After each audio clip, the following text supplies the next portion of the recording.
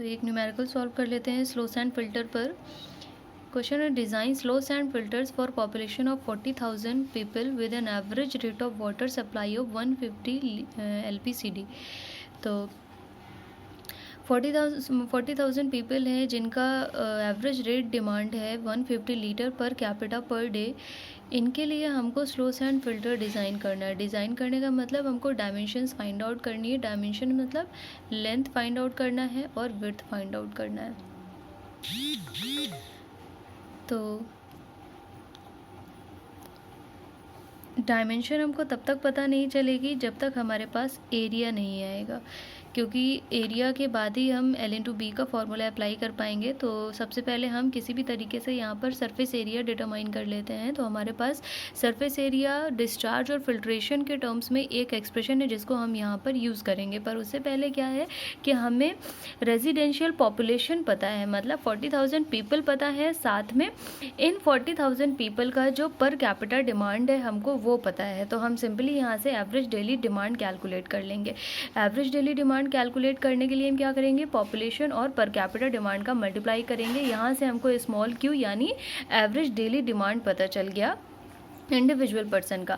अब हम क्या करेंगे, हमको पता है जो डिज़ाइनिंग है स्लो सैंड फिल्टर की हो या फिर रैपिड सैंड फिल्टर की हो, वो हमेशा मैक्सिमम डेली डिमांड के रिस्पेक्ट में कैलकुलेट होती है, जिसमें हमको 1.8 कोफिशिएंट का मल्टीप्लाई करना पड़ता है। तो हमने क्या किया है, जो भी एवरेज डेली डिमांड की वैल्यू हमारे पास आई है हमने उसमें 1.8 से मल्टीप्लाई कर दिया है। इसलिए अब क्या करेंगे कि हमें एक्चुअली रेट ऑफ फिल्ट्रेशन पता नहीं है, पर क्या है कि यहाँ पर क्वेश्चन में 150 litre per capita per day बोला है, मतलब इतने लोगों 40,000 पीपल के लिए जो रेट ऑफ फिल्ट्रेशन है वो 150 LPCD के हिसाब से स्लो सैंड फिल्टर प्रोवाइड करेगा। तो हम क्या करते हैं कि 150 LPCD को हम रेट ऑफ फिल्ट्रेशन के इक्वल एज्यूम कर लेते हैं।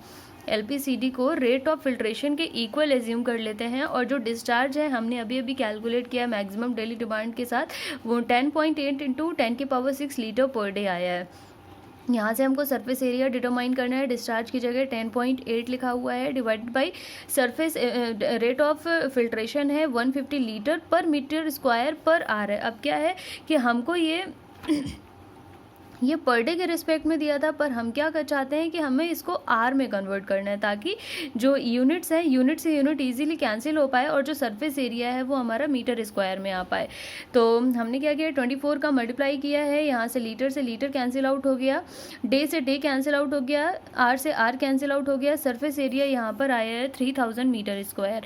अब जो भी सरफेस एरिया हमारे पास आता है उसके बाद हम क्या करते हैं, जो भी सरफेस एरिया है उसके रिस्पेक्ट में उसके अकॉर्डिंग नंबर ऑफ बेड्स या फिर नंबर ऑफ फिल्टर्स डिटरमाइन कर लेते हैं। तो यहाँ अगर टेबल में देखें तो 3000 5th नंबर पे लाई करेगा, मतलब ग्रेटर देन 1200 मीटर स्क्वायर के रिस्पेक्ट में 5 नंबर ऑफ फिल्टर्स रिक्वायर्ड हैं, जो कि वर्किंग फिल्टर है, पर साथ में एक एक्स्ट्रा यानी स्टैंड बाई फिल्टर भी कैलकुलेट होगा। टोटल नंबर ऑफ फिल्टर्स यहाँ पर 6 आ गए, पर जो यहाँ पर वर्किंग यूनिट है वो 5 है। तो हम क्या करेंगे, 5 से मल्टीप्लाई करेंगे, जिसमें से एक हमने स्टैंड बाई फिल्टर को हमेशा स्पेयर में लेकर के चलते हैं।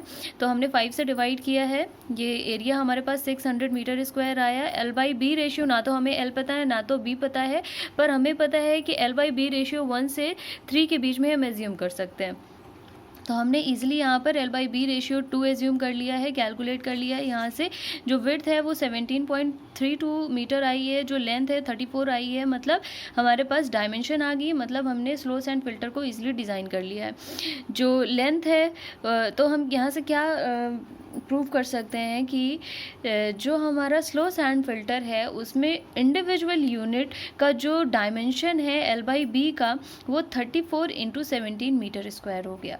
तो ये स्लो सैंड फिल्टर पर बेस्ड न्यूमेरिकल प्रॉब्लम है। सिमिलरली रैपिड सैंड फिल्टर भी है, बट वहाँ पर क्या है कि हमको बैक वॉशिंग भी कैलकुलेट करना है, साथ में अंडर ड्रेनेज सिस्टम को भी डिज़ाइन करना होता है। तो एक बार रैपिड सैंड फिल्टर की हम वर्किंग देख लेते हैं, क्या डिफरेंस होता है और क्या स्पेशलिटी है स्लो रैपिड सैंड फिल्टर की। तो सबसे पहले बेसिक सा डिफरेंस है वो देख लेते हैं। देखिए, स्लो सैंड फिल्टर में हमने लास्ट टाइम पे स्लाइम लेयर का जो फॉर्मेशन हो रहा था उस स्लाइम लेयर को हमने स्क्रैप आउट कर दिया था, मतलब इजीली रिमूव कर दिया था। पर वहाँ पर जो सैंड का साइज़ था वो कंपैरेटिवली स्मॉल था, मतलब 0.2 से 0.3 के बीच में हमने हायर किया था। यहाँ पर क्या है, जो फ़िल्टर मीडिया है, जो हमने सैंड लिया है, उसका जो पार्टिकल है कंपैरेटिवली लार्ज है, तो ऑब्वियसली इनके बीच का वॉइड ज़्यादा होगा। जब वॉइड ज़्यादा होगा तो यहाँ पर इम्प्योरिटीज़ ज़्यादा डेप्थ तक पेनिट्रेट कर पाएंगी, ईजिली यहाँ पर सेटल डाउन हो जाएंगी।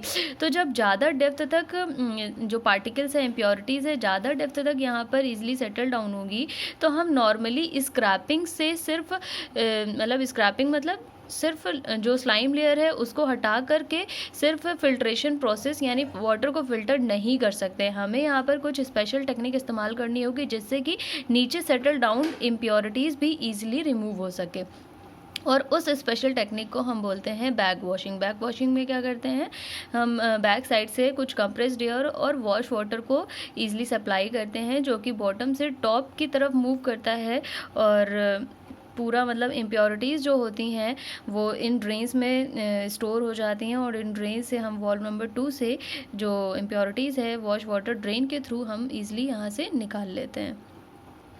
तो देख लेते हैं वर्किंग इसकी।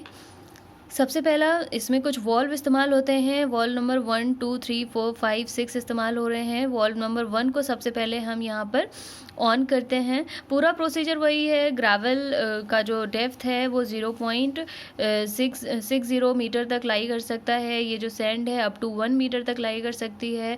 उसके बाद हम यहाँ पर कुछ अंडर ड्रेनेज सिस्टम जिसको हमने सेंट्रल मैनीफोल्ड और लैटरल ड्रेन्स में यहाँ डिवाइड कर रखा है। ये मैंने बहुत इसका एक डायग्राम जूम करके भी बनाया हुआ है। ये जो सेंट्रल मैनीफोल्ड है, ये मैंने एक यहाँ पर एक लॉन्गिट्यूडनल सेक्शन दिखाया गया है, और यहाँ पर क्या है, मैंने एक उसको परपेंडिकुलरली कट कर लिया। अगर आप इस पूरे सेंट्रल मैनीफोल्ड को लॉन्गिट्यूडनली कट करेंगे तो ये कुछ ऐसा दिखेगा, ऐसा दिखता है।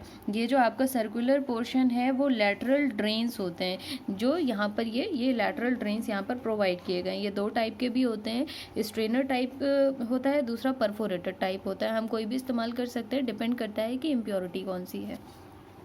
तो पहले इसकी वर्किंग समझ लेते हैं। वॉल्व नंबर 1 को ऑन किया है, और कोगुलेशन एडेड सेडिमेंटेशन के थ्रू जो वाटर आ रहा है, जो कि इनलेट चैम्बर से यहाँ पर एंटर करेगा। देखिए मेन जो डिफरेंस है वो ये भी है कि हम स्लो सैंड फिल्टर में कोगुलेशन एडेड सेडिमेंटेशन वाले वाटर को यूज़ नहीं कर सकते हैं, क्योंकि हम वहाँ पर प्लेन सेडिमेंटेशन वाले वाटर को इस्तेमाल करते हैं। ऐसा इसलिए करते हैं क्योंकि स्लो सैंड फिल्टर में अगर हमने कोगुलेशन एडेड सेडिमेंटेशन वाले वाटर को इस्तेमाल किया तो वहाँ पे कोगुलेंट की लेयर पहले ही जमा हो जाएगी। जब कोगुलेंट की लेयर जमा हो जाएगी तो जो इम्प्योरिटीज़ की लेयर है उसको फॉर्म होने के लिए ज़्यादा प्लेस नहीं मिल पाएगा, और जो फिल्टर है वो ईजिली क्लॉग हो जाएगा और चोक हो जाएगा।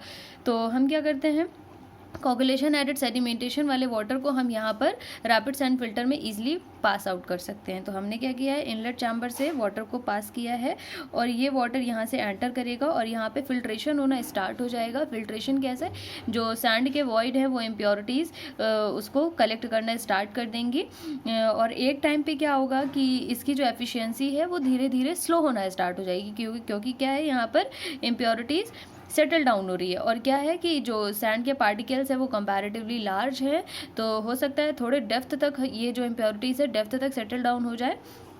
तो हम क्या करते हैं कि इस इम्प्योरिटी को रिमूव करने के लिए हम वॉल्व नंबर 5 को ओपन करते हैं। सबसे पहला कंप्रेसर यूनिट से हम एयर को पास आउट करवाते हैं। एयर को पास आउट करवाने के बाद वॉल्व नंबर 5 को क्लोज करते हैं। वॉल्व नंबर 5 को जैसे ही क्लोज करते हैं वॉल्व नंबर 6 को ओपन करते हैं। वॉल्व नंबर 6 को ओपन क्यों करते हैं, क्योंकि यहाँ से हम बैक वॉशिंग करते हैं। बैक वॉशिंग करने में क्या होता है, वॉश वाटर इस्तेमाल होता है। वॉश वाटर क्या मतलब, हम कभी भी अगर बैक वॉशिंग करते हैं तो ऑलरेडी फिल्टर्ड वाटर को इस्तेमाल करते हैं। ऐसा नहीं है कि हम इम्प्योर वाटर से ही बैक वॉशिंग कर लें, उससे क्या होगा, इम्प्योरिटीज़ और ज़्यादा इसमें सेटल डाउन हो जाएंगी। तो हम क्या करते हैं, वॉश वाटर को यहाँ से एंट्री करवाते हैं। वॉल्व नंबर 6 को ओपन करके लैटरल ड्रेन इस वॉश वाटर को रिसीव करती है, जो कि ग्रेवल में वाटर को अलाउ करती है और ग्रेवल के साथ सैंड को अलाउ करती है। यहाँ पर थोरो मिक्सिंग होती है, जो भी इम्प्योरिटीज़ नीचे सेटल डाउन हो जा रही हैं उसको हम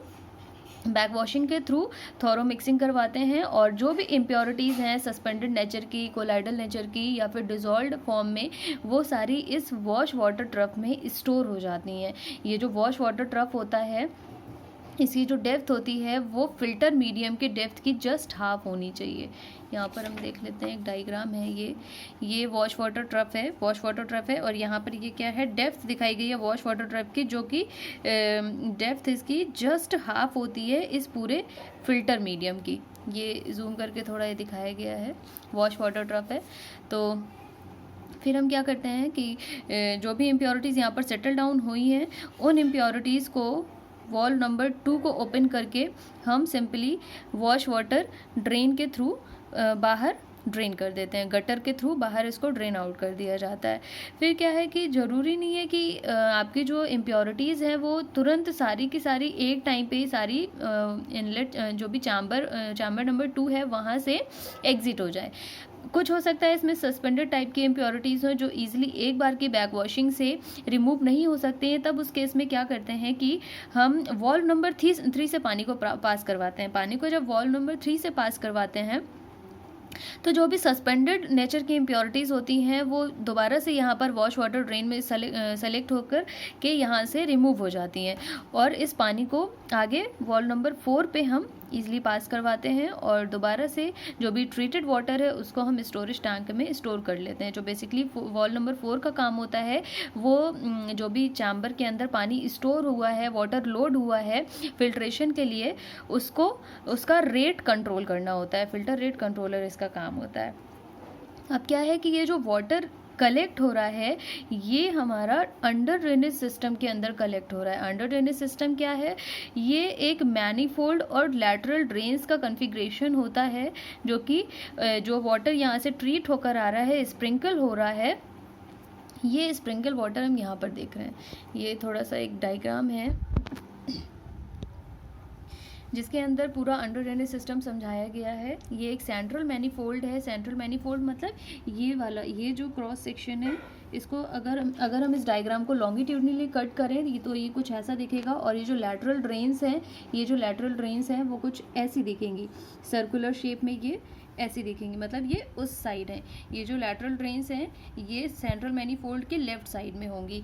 तो इन लैटरल ड्रेन्स का काम क्या होता है, जो भी वाटर ये जो प्यूरिफाई होकर के स्प्रिंकल हो रहा है, इस वाटर को रिसीव करते हैं लैटरल ड्रेन्स। अब जैसे ही ये sprinkle water lateral drains receive करेगा, ये स्प्रिंकल वाटर क्योंकि ये इंक्लाइंड होते हैं थोड़े, ये कभी भी वर्टिकली या हॉरिजॉन्टली पुट नहीं किए जाते हैं, इंक्लाइंड होते हैं ताकि जो वाटर स्प्रिंकल होकर यानी जो ग्रेवल के थ्रू जो फिल्टर्ड वाटर आ रहा है उसको स्टोर करके इंक्लाइन डायरेक्शन में होने के कारण ये इजीली सेंट्रल मैनीफोल्ड को प्रोवाइड करते हैं ये फिल्टर्ड वाटर, और यहाँ से ये वाटर इजीली आगे फॉरवर्ड कर दिया जाता है।